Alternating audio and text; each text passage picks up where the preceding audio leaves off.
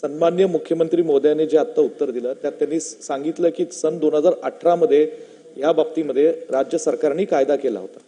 हे सन 2025 चालू आहे।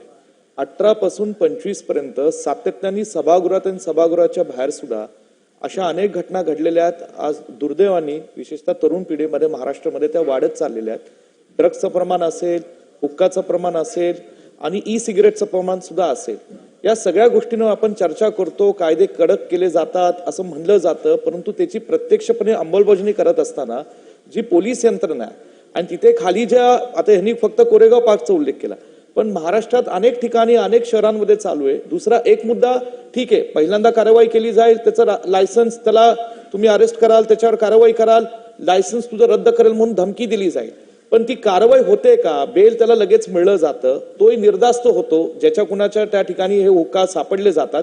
दुसरा मुद्दा एक नवा सुरू झाला अध्यक्ष महोदय, जिथं मी सन्माननीय गृह खात्याचं लक्ष वेधू इच्छितो की हे हुक्का जिथं विकले जातात, हुक्काचे ते जे काही यंत्र असतं ते आणि त्याच्यातली जे काही त्याला वापरतात ते यंत्र विकून आता ते अशा खाजगी म्हणजे जिथं लायसन्ड रेस्टॉरंट नाहीत, जिथं लायसन्ड असे हॉटेल्स नाहीत, अशा काही खाजगी ठिकाणी ते पाठवले जातात आणि त्याचा तात्पुरता काही असा प्रचार केला जातो त्या सोशल मीडियाच्या माध्यमातून आणि तिथं ती तरुण पिढीतली दुर्दैवानी मुलं जातात, थोडंच ते हुक्काचं व्यसन करतात आणि त्यातनं पुढच्या व्यसनाला त्या ठिकाणी दुर्दैवानी चालना मिळते। आणि मला म्हणायचं की हुक्काची जी काही यंत्र आहेत त्याची जी विक्री केली जाते त्याला काही मर्यादा आहे का? ती यंत्र विकणारे जी काही दुकान आहेत त्याच्यावर कुणाचं लक्ष आहे का?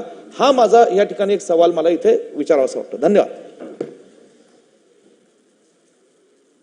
अध्यक्ष महोदय, हे जे काही हुक्क्याचे ते काय म्हणतात गुडगुडे ते जे असतात त्याच्या विक्रीवर कुठलंही बंधन टाकता येणार नाही। याचं कारण काय, ते सॉव्हेनियर म्हणूनही विकलं जातं, त्यामुळे ते केवळ हुक्क्याकरताच विकलं जातं असं नाही आहे आणि आपण टाकली तरी ती काही टिकणार नाही। आपल्याला इफेक्टिव्हली कारवाई जी आपण सांगितली ती जे अशा प्रकारचा ऑफेन्स करतात त्यांच्यावर केली पाहिजे। आता आपण जेव्हा कायदा केला तेव्हा सुरुवातीला तो सॉफ्ट ठेवला, 2 ते 3 वर्षाची आपण शिक्षा म्हटलेली आहे त्याच्यामध्ये। अशा शिक्षेच्या केसमध्ये कोणालाही अरेस्ट होत नाही।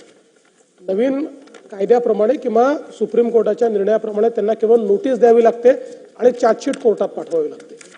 आणि म्हणून थोडं जेव्हा कोणी जेलमध्ये जातं ना तेव्हा थोडी भीती असते। जेलमध्ये जायचं नसेल तर फार भीती लोकांना राहत नाही। म्हणूनच मी सांगितलं की याच्यात रिपीट ऑफेन्स करता जे रिपीट ऑफेन्सेस आहेत याच्याकरता अशा प्रकारची तरतूद करण्यात येईल की केवळ नोटीस नाही तर त्यांना जेलमध्ये जावं लागेल आणि परमनंट त्यांचा जो काही हॉटेलचा किंवा जे रेस्टॉरंट आहे त्याचा परवाना रद्द होईल।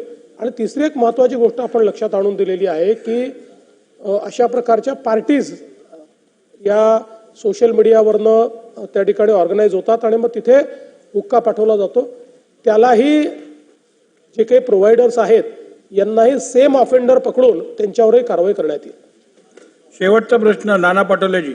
अध्यक्ष महाराज, कुंपण शेत खाते अशा पद्धतीचं चित्र आहे। अध्यक्ष महाराज, मुख्यमंत्र्यांचं उत्तर आहे खऱ्या अर्थानं या पद्धतीचे अवैध जे हुक्का पार्लर आहेत ते बंद करण्याच्या दृष्टिकोनातून आहे। नवीन पिढी खराब करू नये हाही उद्देश आहे, त्या पद्धतीचे कडक कायदे करण्याची भूमिका त्यांनी व्यक्त केली, त्यांचं स्वागत करतो। पण अध्यक्ष महाराज, कुंपण शेत खाते याचा अर्थ पोलीसच अध्यक्ष महाराज या पद्धतीच्या सगळ्या अवैध कामाला संरक्षण देताना आपण पाहिलेलं आहे आणि ते सगळ्याच लोकप्रतिनिधीला माहिती आहे।